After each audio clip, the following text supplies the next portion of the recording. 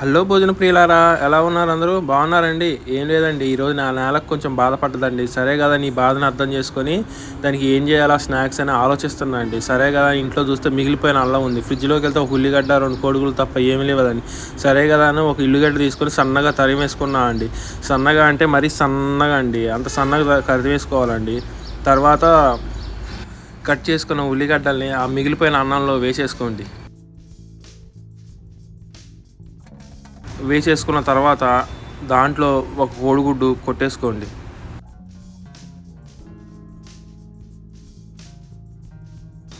కొట్టేసుకున్న తర్వాత దాంట్లోకి కొంచెం బేకింగ్ సోడా మీ నేలకి తగినంత వేసుకోండి. అంటే 2 చిటికలు చాలండి. తర్వాత ఒక 2 స్పూన్లు గోధుమ పిండి వేసేసుకోండి. మీ నేలకి నచ్చినంత వేసేసుకొని బాగా తిప్పేసుకోండి.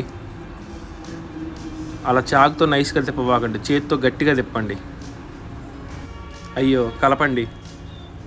కలిపేసుకున్న తర్వాత దాన్ని ఒక మిక్సీలో తీసుకొని ఫస్ట్ ఒక తిప్పేసుకోండి చాలండి. మరీ మెత్తగా వద్దు, ఒక్క తిప్పు చాలు.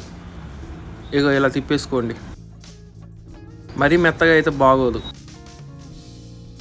తిప్పేసుకొని దాంట్లో నీ నేలకి నచ్చినంత ఉప్పేసుకొని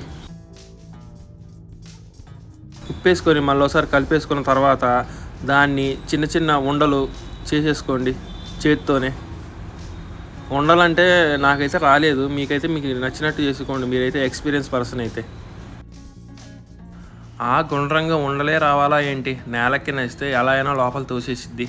ఎలాగో తీసేసుకోండి.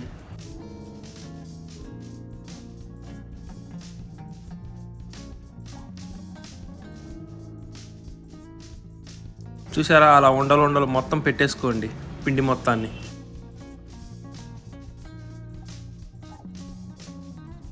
పెట్టేసుకున్న తర్వాత దాంతో గోధుమ పిండితో లైట్గా కోటింగ్ ఇచ్చేసుకోండి.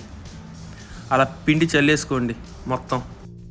తర్వాత కళాయి తీసుకొని నూనె వేసుకొని స్టవ్ మీద పెట్టేసుకున్న తర్వాత ఒక ఖాళీ గిన్నెలో కోడిగుడ్డు కొట్టేసుకొని మనం కలుపుకున్న ఆ ఉండల్ని ఆ పిండితో అలా కలుపుకొని ఈ గిన్నెలో కొట్టేసుకున్న కోడిగుడ్డు సొనలు దాంట్లో ముంచేసుకొని కళాయిలో వేసేసుకోండి ఒక్కొక్కటిగా.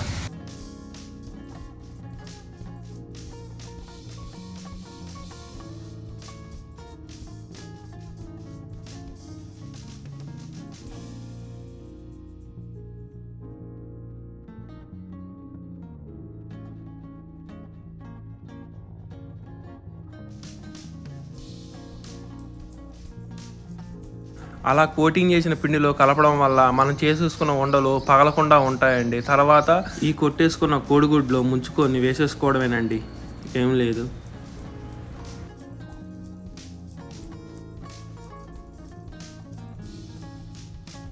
తర్వాత ఒక 10 నిమిషాలు ఎర్రగా కాలిన దాకా ఉంచేసుకోండి.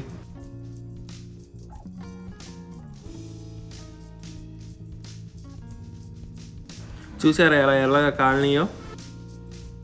ఎర్రగా కాలిన తర్వాత మంచిగా దించేసుకోండి. చూసారండి, మిగిలిపోయిన అన్నంతో మన వేడివేడి స్నాక్స్ రెడీ అయిపోయినాయి. ఇక వీటిని ఒక ప్లేట్లోకి సర్వ్ చేసుకొని దాంట్లోకి కొంచెం పల్లి చట్నీ వేసుకొని మన నేలకి రుచి చూపించేసేయండి. మామూలు లేదండి, ఆ కోడిగుడ్డు, ఆ ఉల్లిగడ్డ, ఆ పల్లి చట్నీ వేరే లెవెల్ అండి. మీరు కూడా ఒకసారి ట్రై చేసి ఎలా ఉందో కామెంట్ చేసి నా ఛానల్ని లైక్, షేర్, సబ్స్క్రైబ్ చేసేయండి. ఉంటాయండి మరి. ఇలాంటి వెరైటీస్ కోసం చూస్తూనే ఉండి Hanvi Suresh YouTube channel. Bye.